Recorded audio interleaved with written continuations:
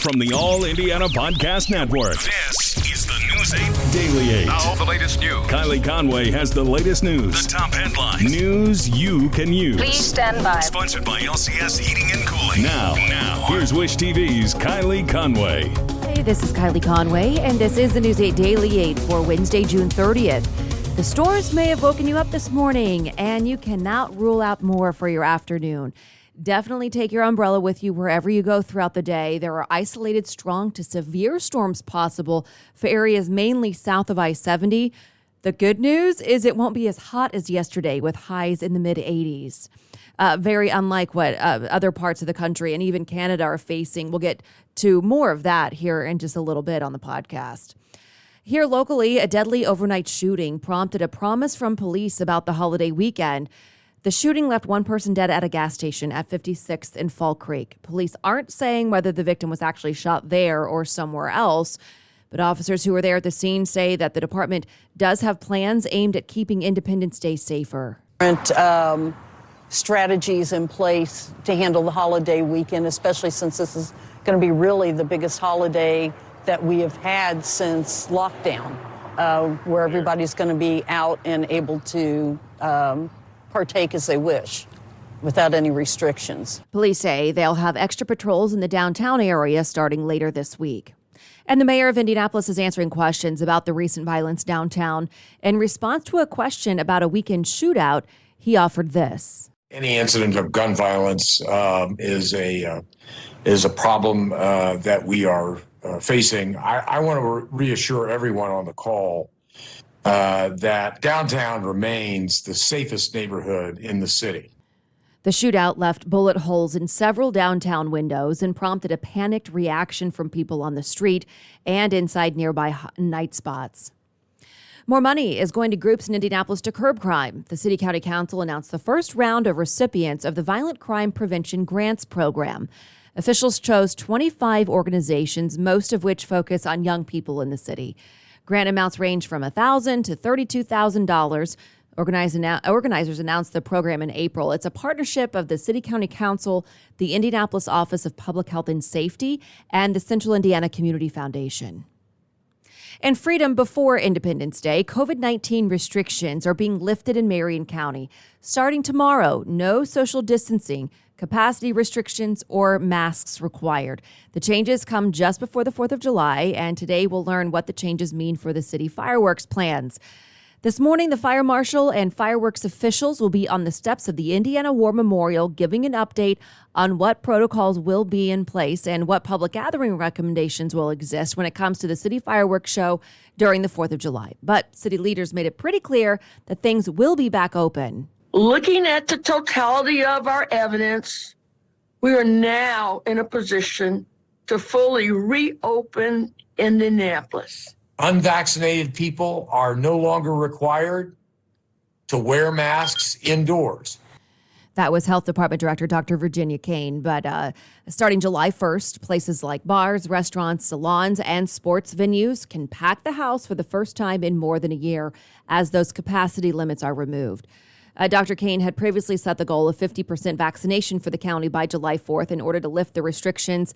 But currently, health officials say that number is at 40% for everyone in the county. Part of the reason for the decision are random sampling studies through the Richard M. Fairbanks School. It reported 40% of people infected with the virus are asymptomatic, contributing to the overall protective immunity.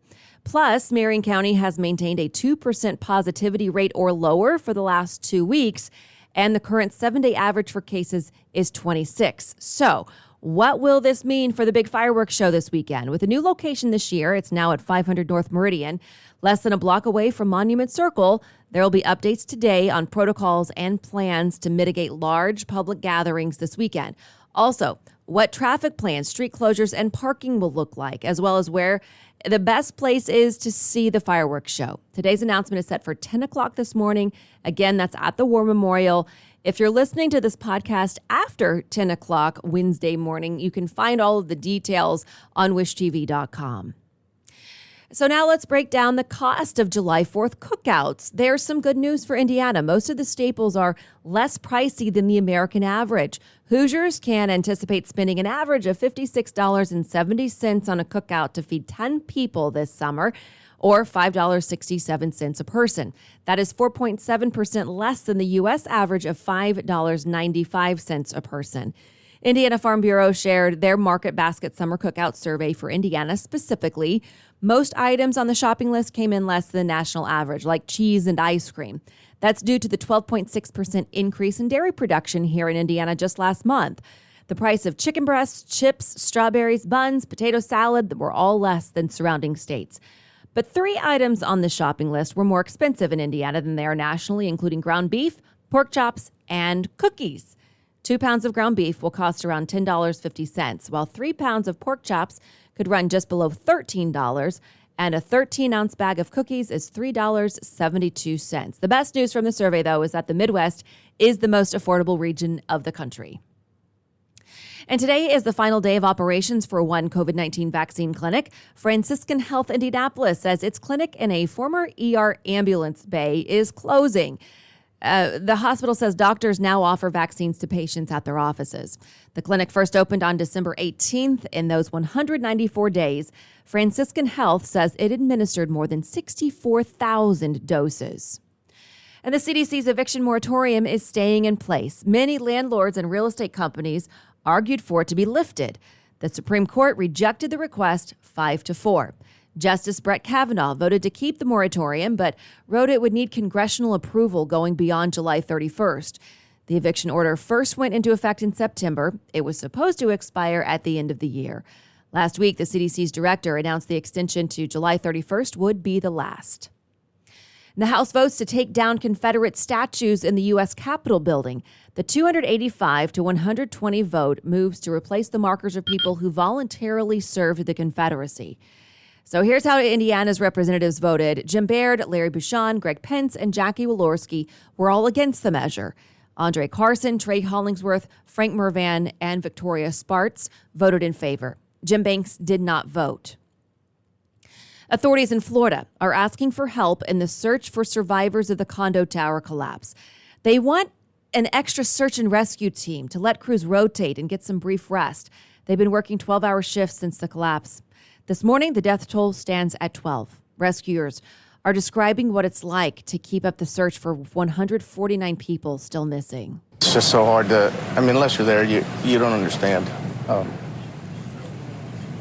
how difficult this is. One of the first responders who found a birthday card. Nobody's going to let that get lost. We saw pictures on Daybreak this morning from the Miami-Dade Fire Department. It shows crews using buckets to scoop away the rubble by hand.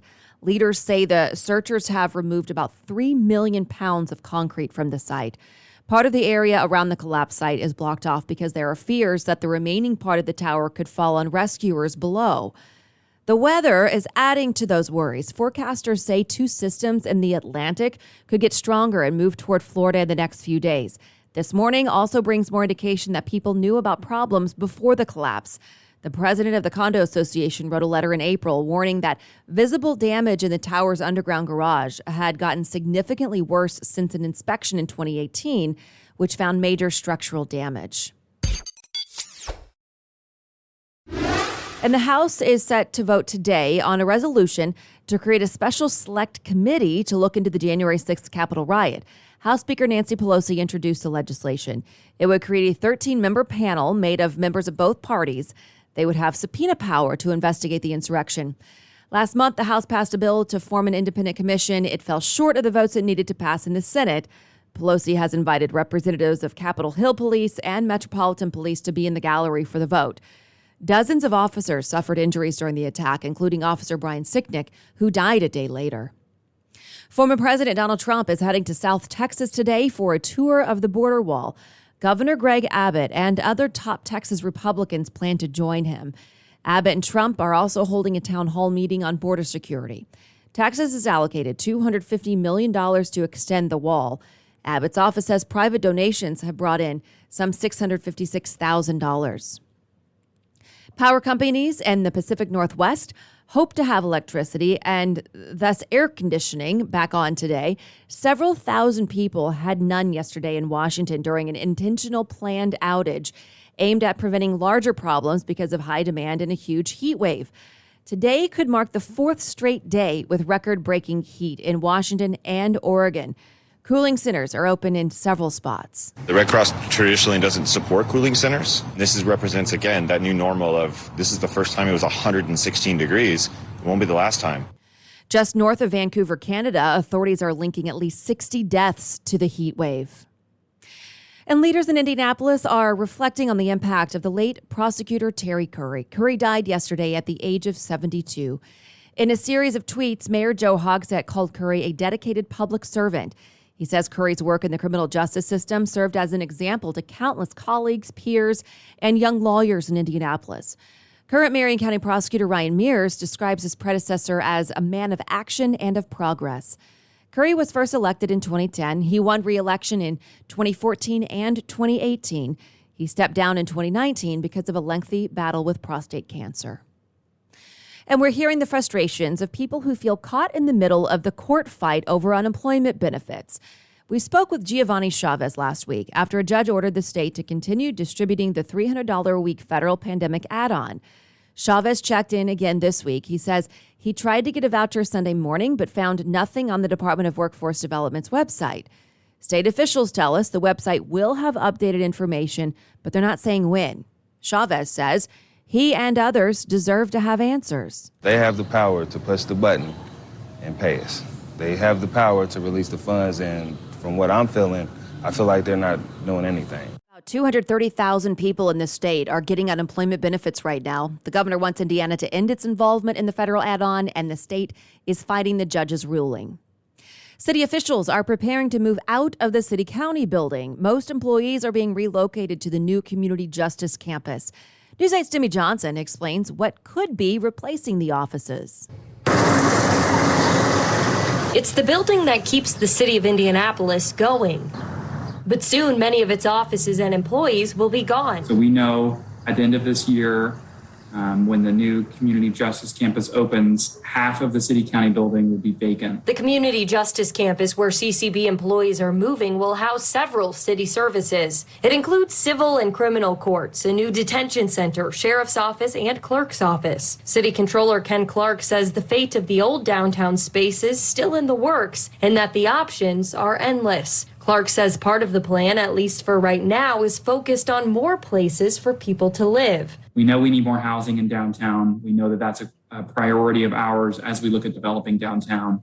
So we are going to put out a request for information to the development community to find out what it would cost to redevelop the city-county building into housing. Once the city's analysis is complete, Clark says the decision will come down to dollars and cents. And really at that point, I'm going to look at the cost to, bring it up to the level it needs to be for us to stay in it. And then to see if I have tenants available who would backfill because we don't have enough staff to fill the building any longer. Or what is the cost to actually redevelop it? And if there's a cost to the city for someone to redevelop the city-county building, compare the two and find out what the best use is going forward. He says at this point, though, more office space just doesn't make sense, and added the pandemic proved Indianapolis needs more people living downtown. Our interest is absolutely to bring more housing into downtown so that we have more types of engagement in and around downtown, and that our restaurants don't only rely on large events, but instead could sustain, even in times where maybe we don't have as many events in Indianapolis. In Indianapolis, I'm Demi Johnson for Wish TV, wishtv.com, and follow us on Facebook. City officials say they're prepared for at least 1 year of transition and hope to have definite plans before the end of next year. And we will hear from new head coach Rick Carlisle for the first time today. At least this go around. Carlisle is scheduled to talk at 2 this afternoon. The Pacers hired Carlisle last week. He knows the team and the town well. He coached the Pacers between 2003 and 2007 as well. ESPN reports that the deal is 4 years and $29 million. We're going to show you what Carlisle says beginning tonight at 5 o'clock on Wish TV. And to the Colts, the team's owner is celebrating the news that Lucas Oil Stadium can be at full capacity with all the restrictions being lifted. Jim Irsay tweeted his support after Marion County leaders made the announcement. He wrote, "Many thanks to Mayor Hogsett and Dr. Kane for their guidance through a very difficult time. The Colts are the last NFL team to actually know what next year would look like for them, capacity limits-wise." The team also used yesterday to release a schedule for training camp. Starting July 27th, fans can watch the Colts in 19 practices at Grand Park in Westfield. The fan experience called Colt City is returning as well. That's where you can run through drills, do a 40-yard dash, and punt returns. Our Wish TV player analyst Darius Leonard explains a balance of excitement and focus. You got to make sure that you're still, you're engaged, you're having fun, and, now with the fans, the energy, players feed off the energy of the fans, and we're just looking forward to it. There will also be a COVID-19 clinic during training camp. It'll run from July 28th through August 19th. The Pfizer and a limited number of Johnson & Johnson shots will be available. And finally, to business headlines. Walmart will launch its own low-price brand of insulin. It will include analog insulin vials for $72.88 and $85.88 for a package of pre-filled insulin pens. Meanwhile, top insulin seller Eli Lilly and Company says that it continues to look for ways to lower the cost of its insulin. The F.C. Tucker Company, the largest and oldest residential real estate brokerage in Indiana, has been acquired by Pittsburgh-based Howard Hanna Real Estate Services. Financial terms of the deal were not disclosed, but as part of the deal, the F.C. Tucker brand will stay in place due to the name recognition. The 103-year-old company is the largest in Indianapolis when measured by both sales volume and agents, totaling $3 billion in 2019. Formula One strikes a $100 million cryptocurrency sponsorship. The deal is a global partnership and will provide Crypto.com a brand presence in Formula One's Sprint Series. The company will also introduce a new award at F1's Belgian Grand Prix in August and become its NFT partner. Amazon announced a new feature that will turn Alexa into a reading companion for children. It also added new support for Alexa voice profiles for kids, which personalize the child's Alexa experience across all Echo devices in the household. This feature is not available to all Alexa device owners, as it requires an Amazon Kids Plus subscription. That is $2.99 per month subscription service. The government is mandating crash reports for self-driving cars and driver assist systems. If a vehicle equipped with a system like Tesla's Autopilot or GM's Super Cruise is involved in a crash, the agency must get a report within 24 hours. This data will help NHTSA put together potential patterns with the systems and technology to hone in on any potential safety concerns or defects. This has been your News 8 Daily 8 for Wish TV. I'm Kylie Conway, online at wishtv.com, and follow us on Facebook when you search Wish TV. The News 8 Daily 8 is sponsored by LCS Heating and Cooling. Be sure to like and subscribe to this podcast. The News 8 Daily 8 with Kylie Conway. And be sure to discover even more great podcasts now at allindianapodcastnetwork.com.